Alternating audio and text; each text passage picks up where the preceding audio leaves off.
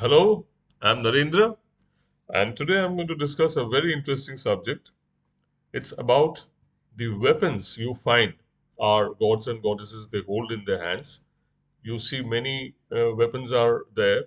Goddess Durga holds 10 weapons.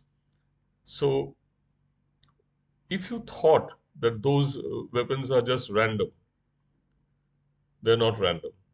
In Hinduism, nothing is random, everything is meaningful. So, today we're going to discuss probably the most important weapon, that is the Trishul of Lord Shiva. Even Durga uses the Trishul. So, we'll discuss the Trishul, what it means, and what is its significance.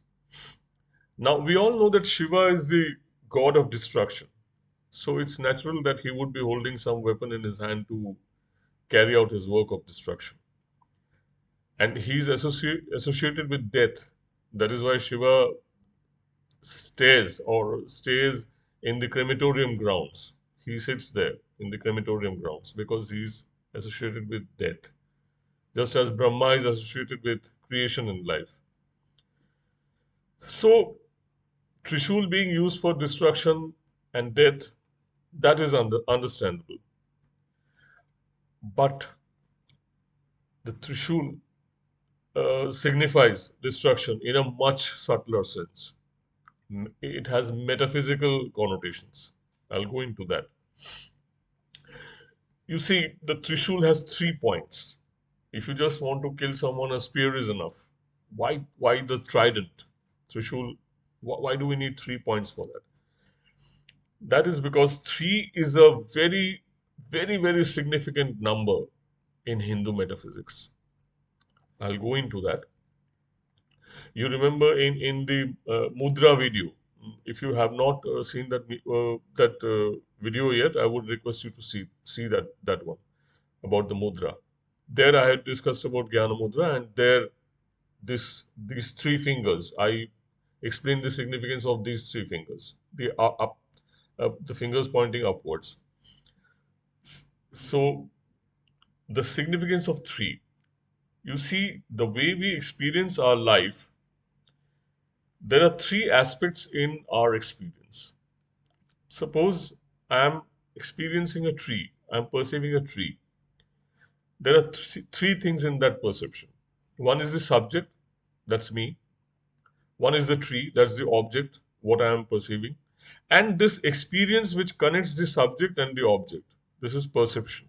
So there are three things in it: subject, object, and perception. That is how I am perceiving the tree. So in all our experiences of our lives, these three are involved: subject, object, and experience. And this knowledge, subject, object, experience being connected together, this is called Triputi Gyan in Sanskrit. The threefold knowledge of these three things being connected together. So these three are subject, object, experience. That is one part. Now, if we are talking about the state of spiritual liberation, whether you call it moksha or nirvana, then we have to go beyond the subject, object, and experience. We have to go beyond the Triputi Jnana. Only and nirvana is that state where this subject, object, experience, this whole thing is dissolved. You reach that stage, the spiritual state of spiritual liberation. It is nirvana. That is dissolved. So it is a state beyond these three. That is the state of nirvana. So these three states, we have to go beyond them. That means we have to destroy them. And that is why that trident, three pointed. Now, one more aspect. There are three gunas. I told you in my mudra video also. Sattva, Rajas, and Tamas. Sattva is light, knowledge, peace, all the good qualities. They are sattva. Rajas is ambition, power, greed, lust. All these are rajas, the activities. And tamas is laziness, sloth, indolence, inertia. all these are tamas. So you will find that in our lives, s- these three, they sometimes one takes precedence over the other. Sometimes we are very rajasic, sometimes we are very tamasic. We just want to lie down and spend the time. Sometimes we are sattvic, we strive for knowledge, we strive for peace. So these we are always in the bondage of these three gunas. We are always revolving around these three gunas. Our life is dominated by these three gunas, according to the Sankhya philosophy of Kapila. So, the state of spiritual liberation is going beyond these three gunas. You have to be trigunatita, beyond the gunas. And hence, somewhere these three gunas have to be transcended. And again, the Trishul. It's the work of the Trishul to you can say, it destroys or transcends the three gunas. The three gunas. Okay. Then another aspect, three states of consciousness: waking, dreaming, and dreamless sleep. These are the three states of consciousness that we are aware of. Now, you see, when we are dreaming, we are not aware of the outside world. That dream is real for us. And when we are awake, the dream world doesn't exist for us. And in a dreamless sleep, both the waking state and the dream state, they are gone. In dreamless sleep, we lose our ego. Our ego is dissolved. But there is something in us which is a witness to all these three states. Otherwise, how would I say that yes, I I had a dreamless sleep. I slept like a dead person. We say that. So how do we say that? Because there is a witness in us which witnesses all these three states. You can say it's the stage where these three actors are playing: the waking state, the dream state, and the dreamless sleep. They are like three actors. But what holds them together? It's the stage. So that stage is the fourth state of consciousness, and we call it Turiya.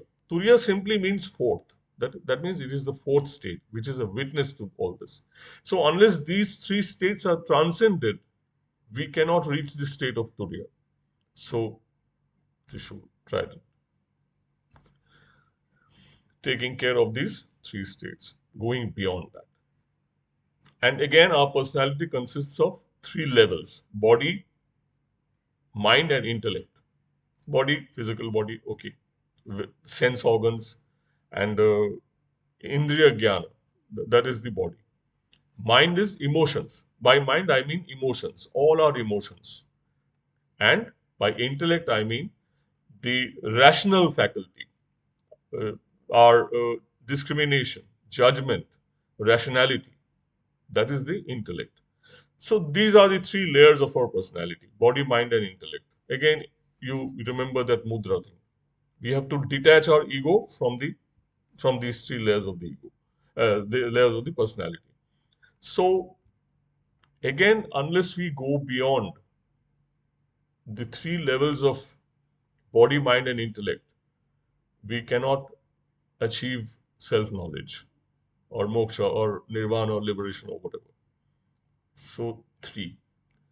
So, gunas, three states of consciousness, three layers of the personality: body, mind, and intellect, and the three Triputi Jnana, that is subject, object, experience. We have to transcend all these three aspects to attain spiritual liberation.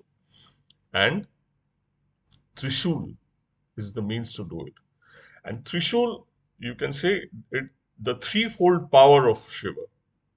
That is Ichha, will. The second is Jnana, knowledge. And third is Kriya, action. So this is the threefold powers which are used to go beyond these three layers of our personality.